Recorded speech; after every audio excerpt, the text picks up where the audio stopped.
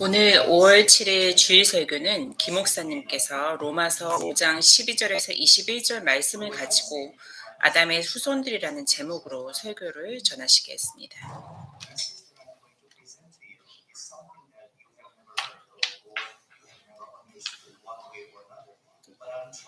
오늘 나누고자 하는 이 설교의 그 제목은 아마 여러분들이 이전에 들어보시지 못하셨던 혹은 이제 이해하기 쉽지 않은 내용입니다.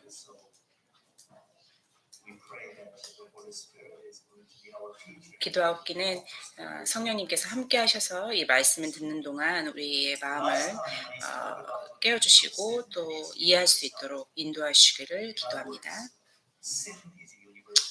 지난번에 우리는 죄의 본질과 그 보편성에 대해 살펴보았습니다. 죄는 우리의 행위 안에 있을 뿐만 아니라 우리 속에 존재하고 있습니다. 죄는 외적으로 드러나고 표현되는 나쁜 행위나 잘못들을 가리킬 뿐만 아니라 그 내적인 상태 역시 포함하고 있습니다. 모든 남자와 여자는 죄인이며 죽음을 피할 수 있는 사람은 없습니다. 이 세상에 의로운 사람은 없습니다. 그것은 또한 모두에게 구원이 필요하다는 것을 의미합니다. 지구상에서 구원이 필요하지 않은 사람은 없습니다.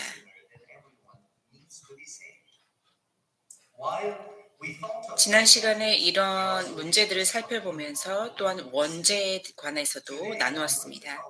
오늘은 죄의 결과와 아담과의 연관성에 대해 이야기해 보려고 합니다.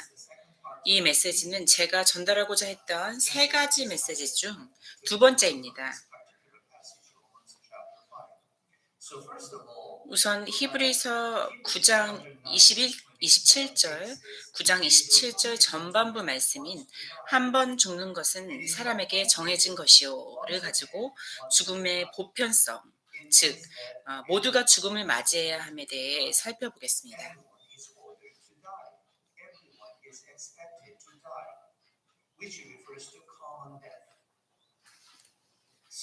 먼저 보편적인 죽음에 대해 살펴보겠습니다.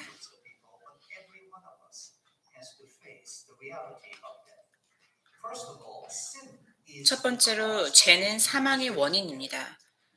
모두가 죄인이기에 모두가 죽음을 맞이하게 됩니다. 그 이유는 죄의 삭시 사망이기 때문입니다.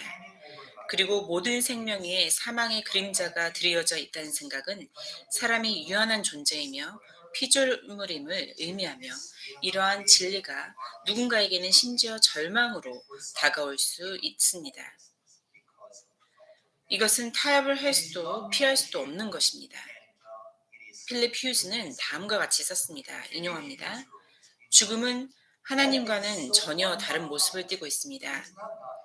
하나님처럼 되고자 하였던 반항적인 인간의 열망을 결국은 죽게 될 것이라는 사실보다 더 파괴적으로 무너뜨릴 수 있는 것은 없습니다. 죽음은 인간이 신이 아니라는 반박할 수 없는 증거입니다. 가장 유능하고 가장 지배적인 인간조차도 그들이 가진 모든 기능과 능력을 박탈당하게 만드는 죽음이라는 것은 인간 생명의 정말 그 이상의 것입니다.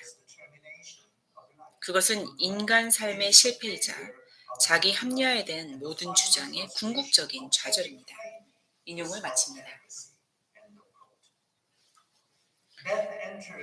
죽음은 아담의 죄를 통해 들어왔습니다. 성경은 이에 대해 아주 명확하게 말하고 있습니다. 로마서 5장 12절 말씀에 그러므로 한 사람으로 말미암아 죄가 세상에 들어오고 죄로 말미암아 사망이 들어왔나니 이와 같이 모든 사람이 죄를 지었으므로 사망이 모든 사람에게 이르렀느니라. 아멘. 아담과 하와가 죄를 범한 후에 즉각적으로 경험한 것은 영적 죽음이었지만 육체적 죽음과 최후의 죽음도 그와 함께 시작되었습니다. 에덴 동산에서 언약의 하나님께서 금하신 것에는 금단의 열매를 먹었을 경우 발생하는 결과인 죽음, 즉 영적, 육체적, 최후의 죽음, 이 세 가지 형태의 죽음 모두가 포함되어 있습니다. 창세기 2장 17절을 참조하시기 바랍니다.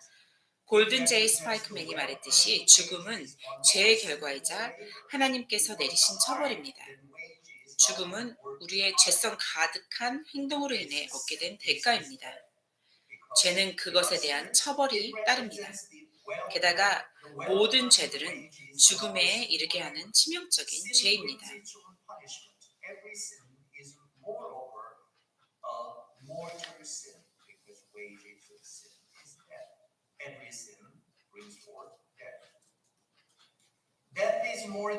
죽음은 인간이 존재하는 것의 마지막, 그 이상의 것을 의미합니다. 모든 사람이 죄가 있고 법에 따른 형벌을 받는다고 언약의 주님께서 분명하게 말씀하셨습니다. 따라서 죽음은 하나님께서 우리 인간의 대표자로서의 아담과 맺으신 최초의 언약에 대한 하나님의 신실하심을 반영합니다. 일부 사람들은 동의하지 않지만 하나님께서 타락 전에 아담과 함께 그 행위의 언약 또는 생명의 언약이라고도 불리우는 언약을 맺었다고 생각하는 것이 가장 맞는 것입니다.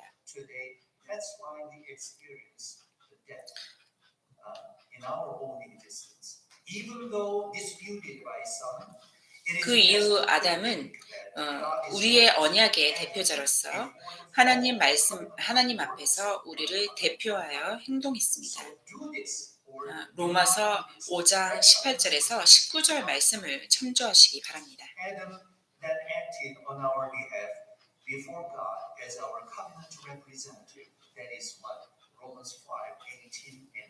아담은 의로움을 얻기 위해 엄격한 훈육 과정 속에서 일련의 요구사항을 지켜야만 했던 것은 아니었습니다.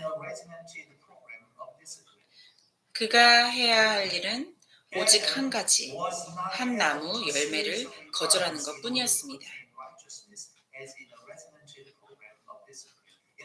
다시 말해, 아담은 의로움을 얻기 위한 어떤 일련의 법적 요구사항들에 얽매여 있지 않았습니다.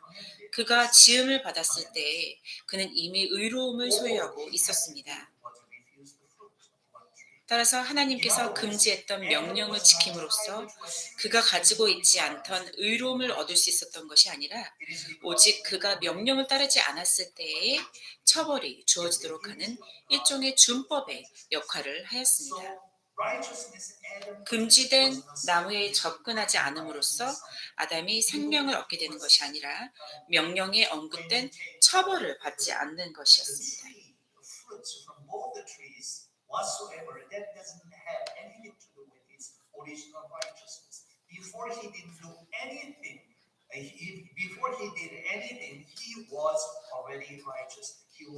그가 아무 행동을 하지 않았음에도 불구하고 그는 이미 하나님께서 부여해 주신 의를 갖고 있었습니다. 의로움을 갖고 있었습니다.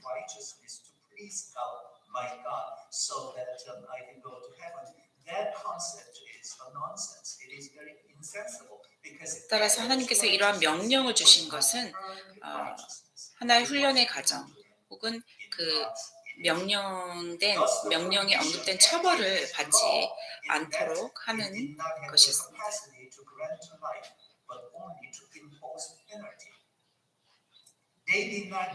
분명히 그리스도를 포함한 모든 인간의 죽음은 처음의 언약이 인류에서 여전히 효력을 가지고 있다는 것을 보여주는 증거입니다. 다시 말합니다. 여기서 분명히 그리스도를 포함한 모든 인간의 죽음은 처음의 언약이 인류에서 여전히 효력을 가지고 있다는 것을 보여주는 증거입니다.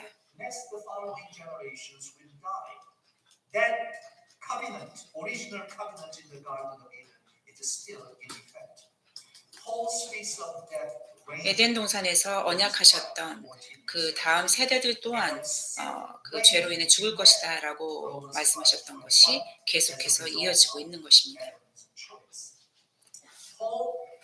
셋째, 바울은 로마서에서 아담의 선택으로 인해 사망이 왕노릇하고 죄가 사망해서 왕노릇하는 것에 대해 말했습니다.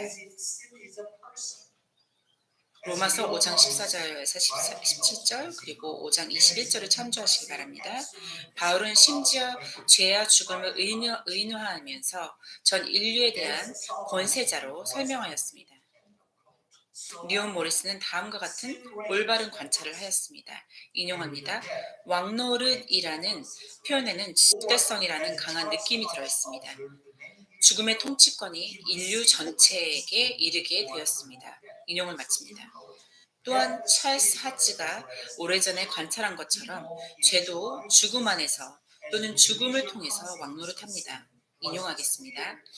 폭넓은 의미에서의 악으로서 영적인 죽음뿐만 아니라 육체적인 죽음도 죄에 대한 하나님의 법에 따른 결과로서 죄의 힘이 나타나는 영역입니다.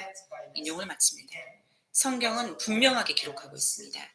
죄가 다스리는 왕조가 시작된 역사적 때는 바로 아담이 죄를 짓고 하나님의 언약이 파기된 순간이었습니다.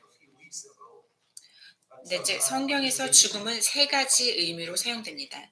몇 주 전에 이 주제에 대해 언급했지만 오늘 다시 한번 이 부분을 살펴보겠습니다. 죽음은 영적인 것입니다. 에베소서 2장 1절, 에스겔 18장 4절을 참조하시기 바랍니다. 영적으로 죽은 것은 하나님으로부터 멀어지고 그분과 생동적인 관계를 갖지 않는 것입니다. 그것이 바로 영적인 죽음을 뜻합니다. 죄의 결과는 파괴적이었습니다. 인간의 영혼의 하나님을 향해 나아가는 것이 빠진 결과로서 자기 자신에 대해 이기적이고 자신을 영광스럽게 생각하고 만족시키기 위한 활동에 끊임없는 물결을 만들어내는 일이 생깁니다. 야고보서에 따르면 그 결과는 죽음입니다. 야고보서 1장 15절에 욕심이 잉태한 즉 죄를 낳고 죄가 장성한 즉 사망을 낳느니라. 아멘. 이것은 우리의 타락과 부패의 근원입니다. 육체에 의해 지배된 삶을 살게 하는 영적인 죽음은 다음과 같은 많은 일들을 만들어냅니다.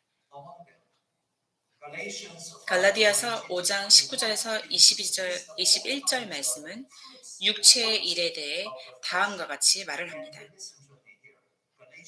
잘 들어보세요. 갈라디아서 5장 19절에서 21절 말씀, 육체의 일은 분명하니 곧 음행과 더러운 것과 호색과 우상 숭배와 주술과 원수 맺는 것과 분쟁과 시기와 분냄과 당짓는 것과 분열함과 이단과 투기와 술 취함과 방탕함과 또 그와 같은 것들이라. 전에 너희에게 경계한 것 같이 경계하노니 이런 일을 하는 자들은 하나님의 나라를 유업으로 받지 못할 것이요. 아멘.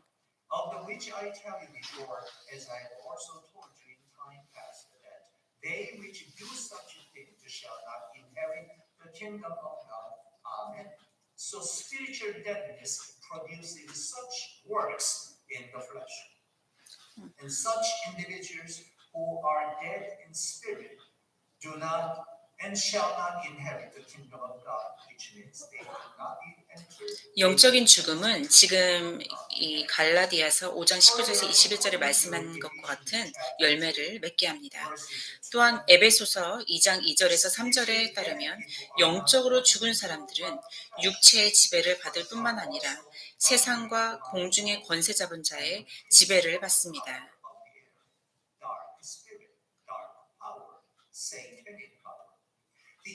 어둠의 권세, 사단의 권세를 말합니다. 영적 죽음의 결과는 아담과 이브에게 즉각적으로 발생하였습니다. 아담과 이브는 서로로부터 또 하나님으로부터 그리고 그들 자신으로부터 숨었고 그들의 행동에 대한 책임을 자기 자신이 아닌 서로에게 그리고 하나님께 전가했습니다. 또한 죽음은 육체적인 것으로서 성경에서 인간이 지상에서의 삶을 끝마치는 것을 가리키는 데 사용되었습니다. 히브리서 9장 27절에서 저자는 한 번 죽는 것은 사람에게 정해진 것이요 그 후에는 심판이 있으리니라고 말했습니다.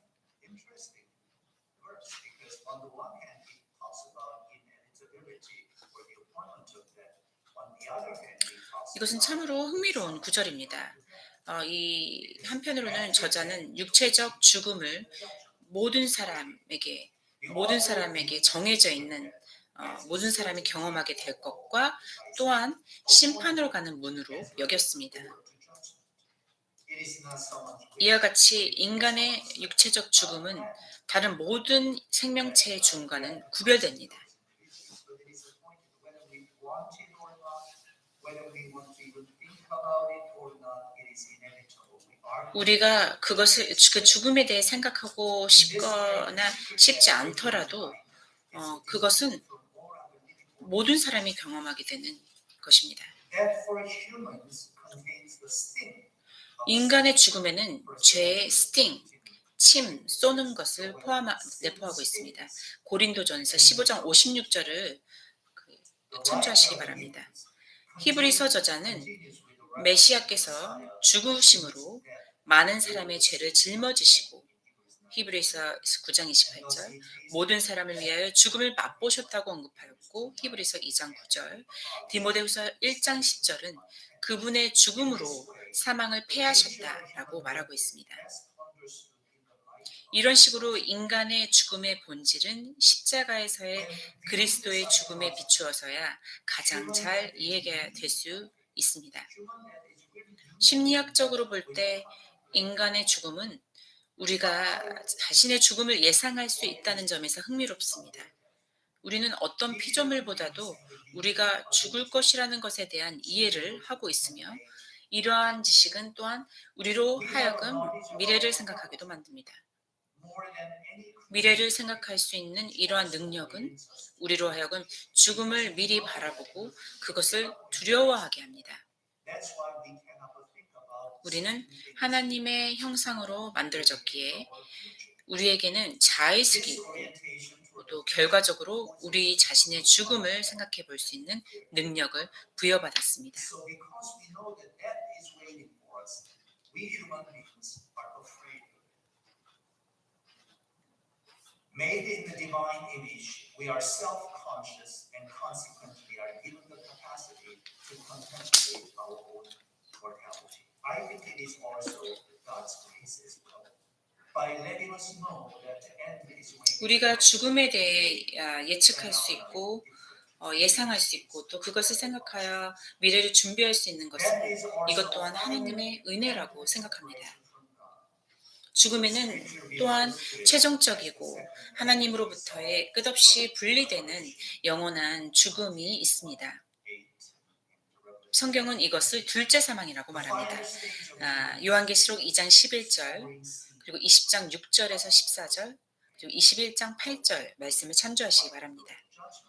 인류 역사의 마지막 단계는 크고 흰 보좌 앞에서의 엄숙한 장면입니다.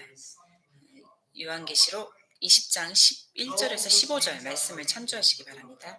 그곳에서 죽은 자들이 주님 앞에 나타나 심판을 받습니다. 생명책에 이름이 기록되지 않은 자들은 불못에 던져질 것입니다. 요한계시록 20장 15절 말씀입니다. 그들에게는 사망과 음부, 요한계시록 20장 13절, 사망과 음부가 임할 것입니다. 아담과 하와가 인류 역사의 초기 단계에서 생명나무에서 추방된 것처럼 그렇게 끝까지 하나님을 떠난 사람 모두는 결국에는 하나님 앞에서 영원히 추방될 것입니다. 다섯째, 복음의 기쁜 소식은 우리 주 예수 그리스도께서 영적, 육체적, 영혼의 모든 죽음을 이기셨다는 것입니다. 바울은 한때 죄 가운데서 죽은 우리를 그리스도와 함께 살리셨다. 에베소서 2장 5절, 골로새서 2장 13절 말씀을 참조하시기 바랍니다. 이렇게 그리스도와 함께 살리셨다라고 말했습니다. 육체적인 죽음에 관해서 예수님께서는 마르다에게 이렇게 말씀하셨습니다. 요한복음 11장 25절에서 26절 말씀에 예수께서 이르시되 나는 부활이요 생명이요 나를 믿는 자는 죽어도 살겠고 무릇 살아서 나를 믿는 자는 영원히 죽지 아니하리니 이것을 내가 믿느냐. 아멘. 예수님께서 죽어야만 하는 사람들에게서 사망을 제하시겠다고 약속하셨습니다. 죽으심으로 그리스도께서는 화목제물이 되셨고 로마서 3장 25절과 요한 1서 2장 2절을 참조하시기 바랍니다. 죽으심으로써 그리스도께서는 화목제물이 되셨고 하나님의 진노를 가라앉히셨습니다. 따라서 첫째 부활에 참여하는 사람들은 둘째 사망의 권세에 위협 아래 있지 않습니다. 요한계시록 20장 6절 말씀을 참조하시기 바랍니다. 이제 사망을 삼키고 이기라고 하신 말씀이 이루어졌습니다. 고린도전서 15장 54절과 또 이사야서 25장 8절을 참조하시기 바랍니다. 바울은 여기에서 인간의 죽음에 관한 모든 측면에 대하여 이야기하며 선언하였습니다. 우리 주 예수 그리스도로 말미암아 우리에게 승리를 주시는 하나님께 감사하노니 고린도전서 15장 57절 말씀. 아멘. 모든 사람이 죄인인 까닭에 모든 사람이 죽어야 하지만 사망은 예수님의 십자가에 의해 정복되었습니다. 이제 두 번째 본문 말씀, 죄, 사망, 그리고 아담에 대해 나눠보도록 하겠습니다. 로마서 5장 12절에서 21절 말씀은 죄, 사망, 원죄, 아담의 죄, 그리고 그리스도의 구원 사역에 관한 많은 질문들에 대한 답변을 주고 있습니다. 그 모든 것들을 이해하기 위해서는 본문에서 언급된 아담을 고려하지 않을 수 없습니다. 먼저 오직 역사적 인물인 아담만이 성경 속 죄의 개념을 설명할 수 있음을 보아야 합니다. 아담은 본래의 상태로부터 타락되었습니다. 아담의 상태는 타락 전후로 나뉠 수 있습니다. 우리 조상 아담과 하와의 타락 전 상태는 어떠했습니까? 그들은 아무런 판단도 책임도 없는 어린아이와 같은 상태였습니까? 아니면 모든 일에 의로운 자로서 온전히 제 구실을 다할 수 있었던 상태였을까요? 우리는 아담이 죄를 범했을 때 무엇인가 변했다는 것을 모두가 알고 있었습니다. 분명히 우리는 지금과 같은 이러한 상태의 사람이 되기 위해 창조된 사람이 아닙니다. 블레이즈 파스칼은 탕세에서 이렇게 기록하였습니다. 인용합니다. 인간의 위대함은 심지어 그의 비참함으로부터 추론될 수 있을 정도로 너무나 명백합니다. 사람은 한때 그들이 소유하고 있었던 더 나은 상태에서 떨어져 나왔을 것입니다. 인용을 마칩니다. 인간의 타락에 대한 성경의 설명은 매우 명확합니다. 로마서 1장 18절에서 32절 말씀을 참조하시기 바랍니다. 바울에 따르면 창조된 질서 전체가 지금은 타락과 부패의 속박 아래 놓여 있습니다. 로마서 8장 18절에서 22절 말씀입니다.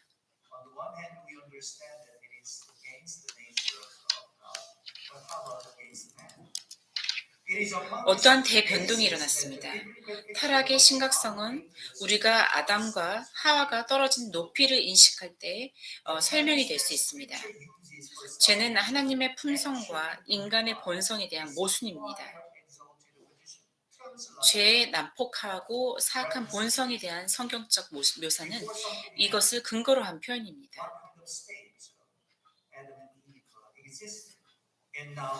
성경 속에서 사용된 구원에 대한 용어는 사실 타락 전에는 사람이 고귀한 위치에 있었음을 암시해 줍니다. 화해, 구속 그리고 부흥과 같은 용어는 잃어버렸던 것을 되찾는 것이나 복원되는 것을 의미하고 있습니다.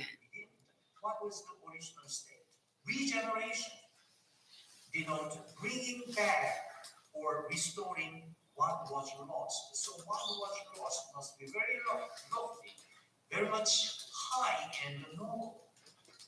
Genesis 1:31 describes the origin. 창세기 1장 11절은 우리 본연의 상태를 매우 좋았더라라고 묘사하고 있습니다. 이처럼 좋은 상태가 무엇을 노력해서 만들었거나 이룬 것이 아니었습니다. 매우 좋았다는 것이 의미하는 것은 물질적으로나 정신적 그리고 영적인 창조 질서가 하나님께서 의도하신 그대로 되었다는 것입니다. He did not earn it. 하나님 앞에서 아담의 원래 상태는 분명하게 He was 도덕적으로 righteous before the 정직하였습니다. Creator. 그는 창조주 앞에서 의로웠습니다. 그는 즐거이 하나님께 직접적으로 나아갔으며 이것은 오직 의로운 사람들에게만 주어진 That is 자격이었습니다. the evidence that he was righteous before God. He met all the standards God had set. He enjoyed immediate access to the Lord, for which only righteousness qualifies. Ecclesiastes affirms this. 그는 의로웠기 때문에 하나님과 직접적으로 교제할 수 있었습니다. God had made man upright. 전도서는 그것을 확인시켜주며 7장 29절에서 하나님은 사람을 정직하게 지으셨으나 사람이 많은 꾀들을 낸 것이라고 선언하였습니다. 앞서 언급한 에베소서 4장과 골로새서 3장의 하나님의 형상에 대한 언급도 그 본래의 형상이 골로새서 3장 10절의 참된 지식과 에베소서 4장 24절의 의와 진리의 거룩함이라는 것을 분명하게 말하고 있습니다. So righteousness was a part of God's original image, God's image given to Adam and Eve. Traditionally, at least from the Augustinian perspective, 전통적으로 적어도 어거스틴 학파의 관점에서 아담과 하와의 타락 전의 상태를 본래의 의로움이라고 부릅니다. so if we are talking about original sin, probably we have not talked about original righteousness. 우리는 원죄에 대해서 이야기해야 했지만 사실은 오리지널 righteousness, 본래의 본래의 의로움에 대해서는 언급한 적이 없습니다. 이 상태가 가진 두 가지 특성이 있는데 이것들은 매우 중요합니다. 한 가지는 전도서 7장 29절에서 정직하게라고 묘사된 그 본래의 의로움의 상태 그 자체입니다. 토마스 보스턴은 여기서 사용된 정직이라는 용어에 대해 이것은 아담이 그의 영혼과 마음에 불법이 없이 하나님의 뜻과 법에 정직히 바로 섰다는 것을 뜻한다고 언급하였습니다. Then he explained 그는 그것에 대해 이렇게 설명합니다. 인용합니다. 제가 한 이야기를 종합하면 인간이 창조된 때에 가지고 있던 의로움은 그의 영혼의 모든 재능이, 능력이 도덕 규범과 일치한다는 것입니다. 인용을 마칩니다. 본래의 의로움의 또 다른 특징은 이 의로움과 사람이 가지고 있는 하나님의 형상과의 연관성입니다. 요컨대 아담이 창조되었을 때 그의 의로움은 하나님과 그분의 율법 앞에서 그의 신분을 나타냈습니다. 따라서 의는 로마 카톨릭의 관점과 같이 본연의 상태에 더해졌던 한 은총, 하지만 지금은 잃어버린 것과 같은 것이 아니라 그의 본성이 가지고 있었던 한 기능적 측면이었습니다.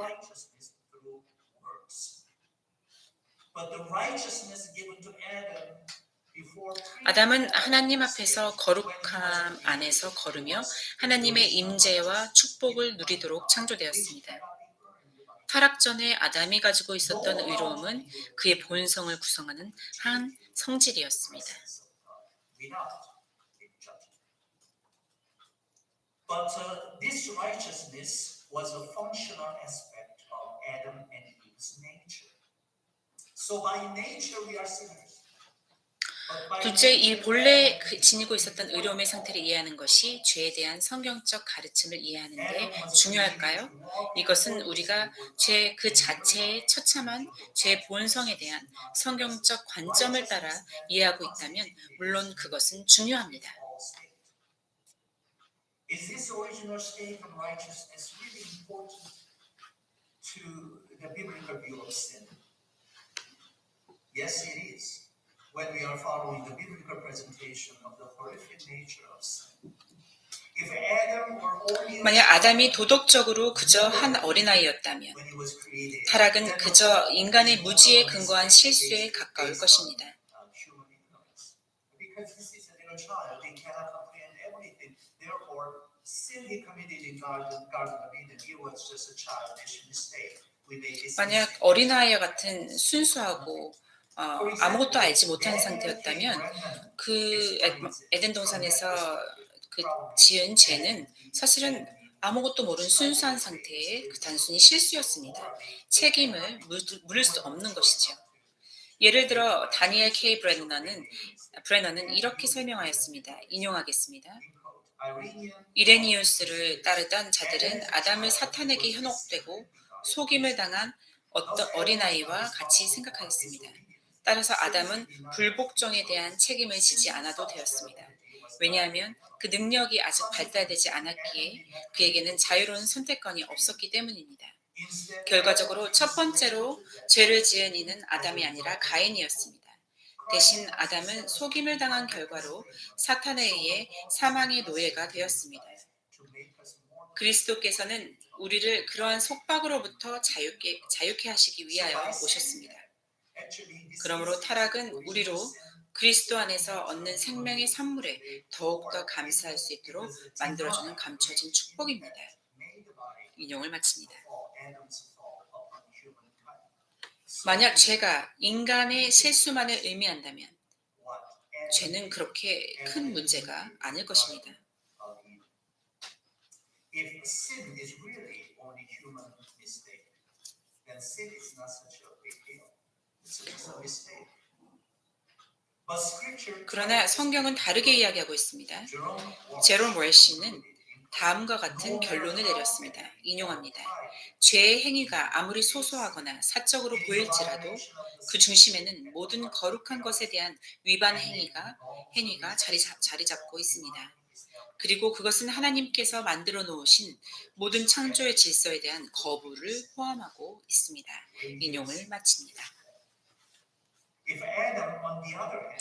반면에 만약 아담이 그저 도덕적으로 중립적이거나 선한 것이 아니라 의로운 사람이었다면, 그래서 그의 본성이 경건함과 하나님의 것을 추구하는 성향을 가지고 있다고 한다면, 그렇다면 하나님의 명령에 불순종하는 것을 선택한 그의 선택은 그의 본성을 거스른 완전히 모순된 행위입니다.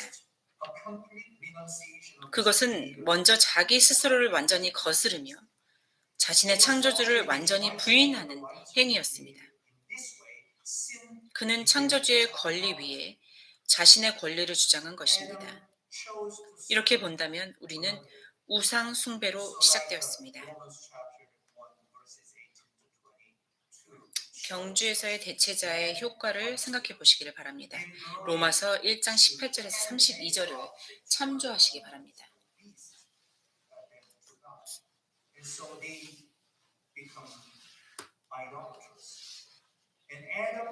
아담은 다른 신을 섬기기로 선택했습니다. This is another, I think, important point we need to remember. Adam acted against himself when he sinned against God. When he sinned against God. 그가 죄를 지었을 때 그는 하나님을 거스르기로 하였습니다. Sin for him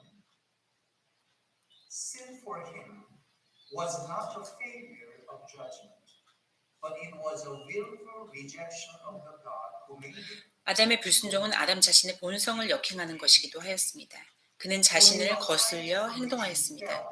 그에게 죄는 판단의 실패가 아니라 그를 만드신 하나님에 대한 고의적인 거부였으며, 또한 고귀하고 숭고하도록 창조된 자신에 대한 의도적인 거부였습니다.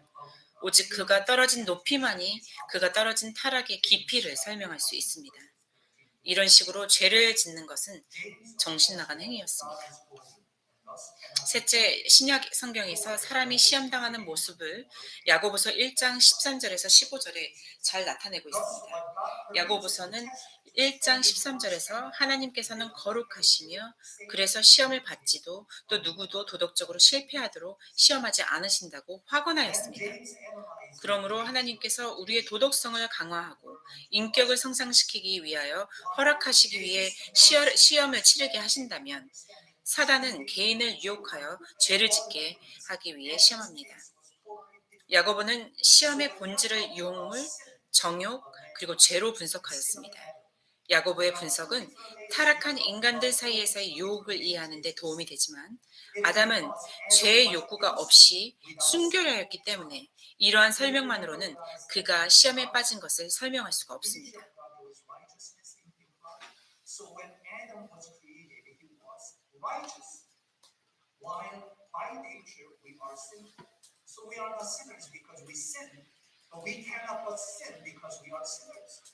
But 우리는 Adam's sin was 태생적으로 different. 우리의 성품 There was no 자체가 sin resides 그 in it. 죄인이고 There was 죄성이 righteousness. 가득한 것에 비하면 Jesus, the 이 Son of 아담과의 God, 성품하고는 was 굉장히 righteous, 반대되는 but 것이었습니다. he could still be tempted. But we know 두 번째, that 아담이신 overcame it. 예수님께서도 죄가 없으셨지만 그분은 시험을 받으셨습니다. 따라서 하나님 앞에서 바로 설 수 있었던 아담에게 의로움이 있었다고 해서 그가 시험을 받지 않을 것이라는 말은 아닙니다. 그도 시험을 받을 수 있었습니다. It is simply this. Adam's temptation 의로운 자도 시험을 받습니다. 넷째, 제가 왜 아담이 시험을 당했다는 것을 강조하고 있을까요? 이것은 간단히 말해 다음과 같습니다. 아담이 시험을 당한 것은 창세기 3장에서 설명되고 있는 것처럼 그의 타락 사건에는 구체적인 역사적 맥락이 있기 때문입니다. 죄에 관한 진리는 누가 만든 것이 아닙니다. 시험은 죄를 짓게 하거나 직접적인 도덕적 금기사항을 따르지 않도록 유인하는 일을 합니다. 그러한 시험은 실제 사람, 실제적 시간, 실제 상황, 그리고 실제 결과 또는 대가 모두가 개입된 일입니다.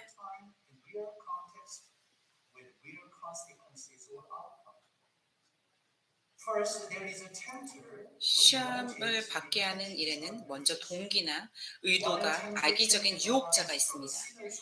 유혹은 죄인 자신의 내면으로부터 올 수도 있지만 아담의 경우에는 확실한 계획을 가지고 행동하며 아담을 함정에 빠뜨리기 위해 전략적인 행동을 할 실제적인 적이 있었습니다. We are sinners and we have sinful nature, and as a result, sin is produced from our own inner parts. 우리 모두는 죄성을 가지고 있기 때문에 우리 자신 안에서 죄가 나옵니다.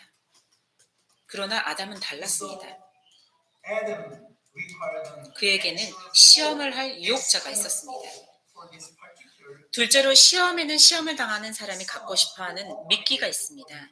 죄가 없었던 인간을 유혹한 제안은 무엇이었습니까?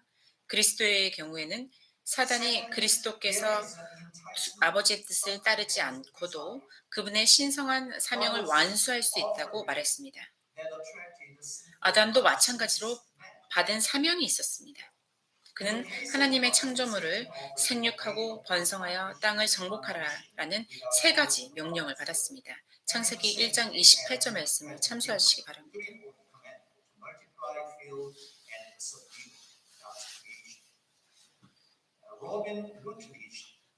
구약성서 신학이라는 책의 저자 로빈 라우트리지는 그의 말을 인용하겠습니다. 선악을 알게 하는 나무의 열매는 아마도 인간이 자신의 운명을 스스로 통제하려고 시도한 수단이었을 것입니다.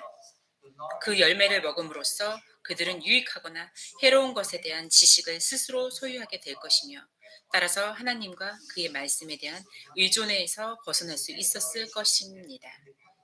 인용을 마치겠습니다.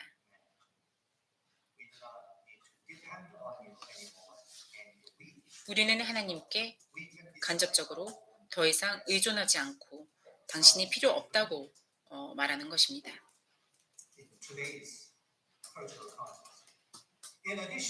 오늘날 현대의 문화를 살펴보면 의존하지 않는 것이 횡배합니다. 게다가 아담이 겪은 시험에는 다른 실시간적, 역사적 특징들을 포함됩니다. 바울에 따르면 아담은 이미 알고 있던 율법을 어겼으며 로마서 5장 14절 그에 대한 책임이 따랐습니다. 성경은 그 구체적인 하나님의 명령이 무엇이었는지를 말해줍니다. 시험당하는 사람은 어떤 행동을 하도록 유인받고 선택을 하도록 제한을 받습니다. 아담은 분명히 다른 선택, 즉 자신의 본성과 반대되는 것을 선택할 능력을 가지고 있었습니다. 마지막으로 유혹은 선택이 이루어진 후의 결과를 포함합니다.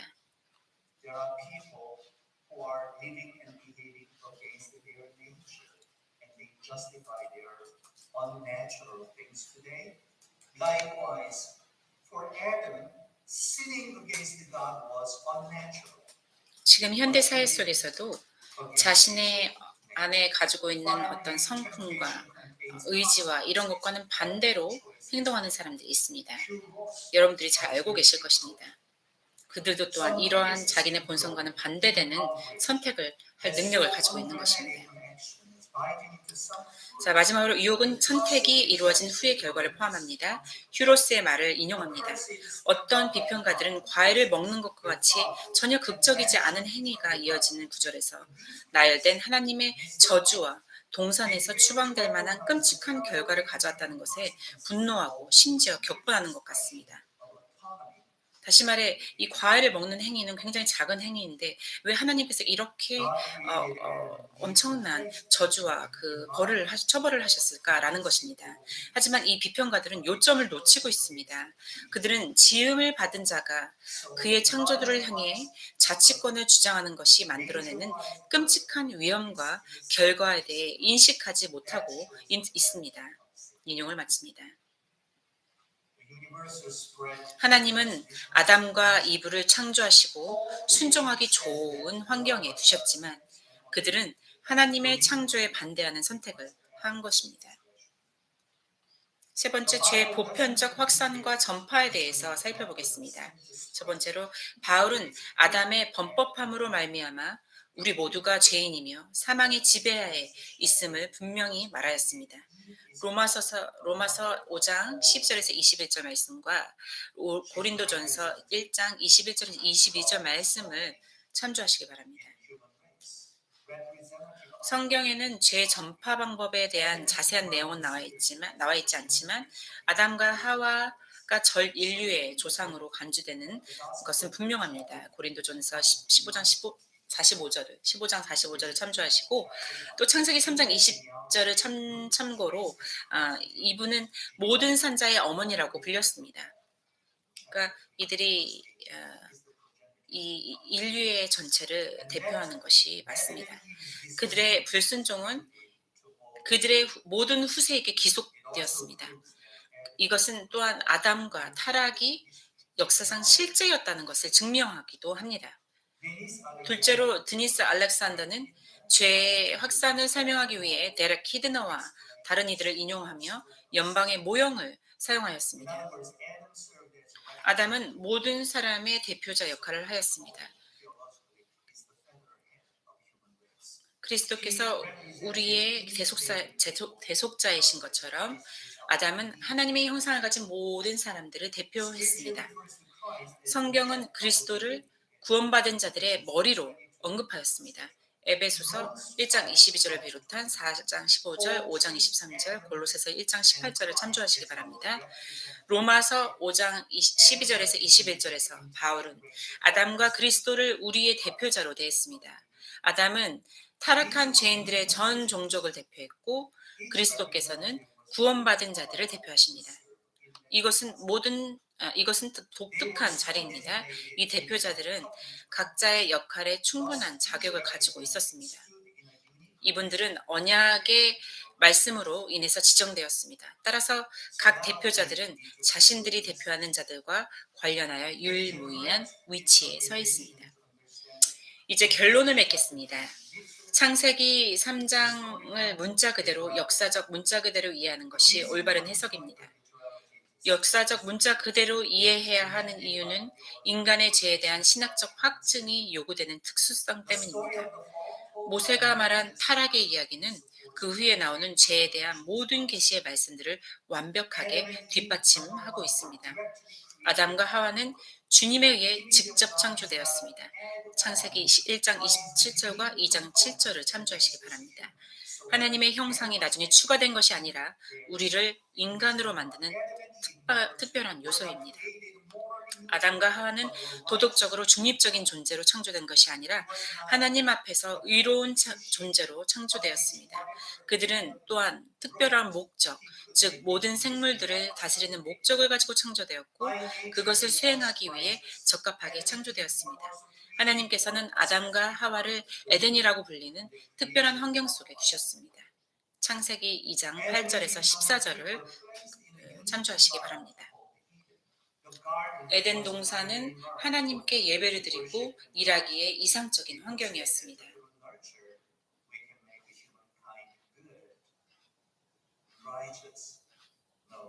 The Garden of Eden was the perfect, was providing. 우리는 인간들을 이렇게 양육함으로 그들을 선하게 만들 수 있다고 믿고 있지만 그렇지 않습니다. 이 아담은 바로 에덴 동산이라는 하나님께 예배드리고 일할 수 있는 완벽한 이상적인 공간에 있었습니다.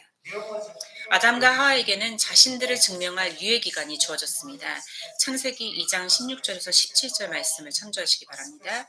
그 기간 동안에 그들에게는 하나님의 특별한 말씀, 하나의 특별한 말씀, 한 그루의 특정한 나무, 하나의 특정한 선택, 하나의 특정한 결정과 하나의 특정한 결과를 포함하는 명확한 금기사항이 그들에게 주어졌습니다.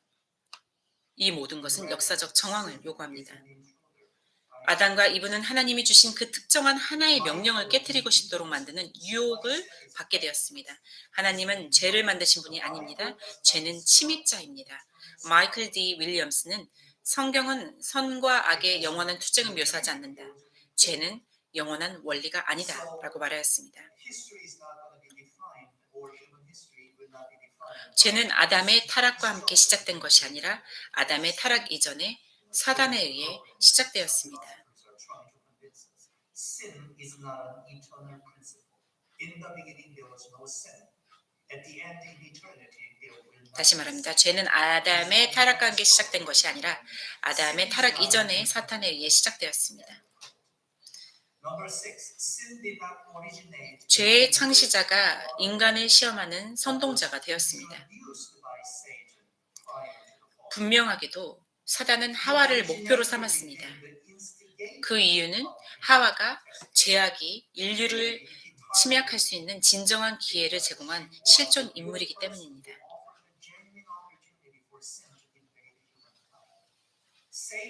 그러므로 사단은 하와에게 의심과 욕망을 일으키고자 하였습니다. 하나님의 명령에 불순종하기로 한 그들의 결정에는 몇 가지 요소가 분명하게 보입니다. 그들의 죄는 하나님의 명령보다 자신들을 높이 두고자 하였던 선택이었습니다. Their sin was a choice, elevating human choice above God's commands. God said, "Don't do it," but they said, "We'll do it." 하나님께서는 하지 말라고 명령하셨지만 그들은 하겠다고 결정한 것입니다. 다음으로 그들의 죄는 모든 죄들의 근원이 되는 두 가지인 교만과 불신함을 발생시켰습니다. Their sin was of such a nature 그들의 죄는 하나님이 완전히 진노하실 정도의 성격을 띠었습니다. fourthly, their sin was prompted. 그들의 죄는 금지된 나무가 보여준 매력적인 모습에 의해 부추겨졌습니다. Adam and Eve 아담과 이브는 불순종 후에 주님이 그들을 위해 유일하게 창조하신 곳에서 추앙당했습니다. it was God's judgment. 그것은 하나님의 심판이었습니다. So if someone believes that God is love, only that part, without believing that God is also the judge, their end is going to be. 누군가 하나님은 사랑이시다라고만 믿고 있다면 하나님은 또한 심판을 하시는 분이다라고 말하겠습니다. 하나님께서는 사랑이시며 의로우십니다. 아담과 하와의 자녀들은 주님을 대적하는 반역자의 모습을 지니게 되었는데 이것은 죄가 자녀들에게 이어져 가는 것을 가리킵니다. 아담과 그의 족보 전체의 역사성을 제외하고는 죄의 보편적인 전파를 설명하는 것은 매우 어렵습니다. It came into how can we know that it came into existence apart from the fact that the fall was in history? That's why in human history there is a sin. 우리 인간의 역사를 거슬러 보면 이 Receive 타락과 또 죄의 침입이 실제임을 실존하는 것임을 알 수 있습니다. 하나님께서는 마지막 아담인 우리 주 예수 그리스도 안에서 그분으로 말미암아 잃어버린 것들을 회복시켜 주시겠다고 약속하셨습니다. 아담은 첫사람이었으며 옛 창조물의 대표자이며 우리 주님은 부활한 첫사람이자 모든 새로운 창조물과 그의 새 언약의 백성들의 머리가 되십니다.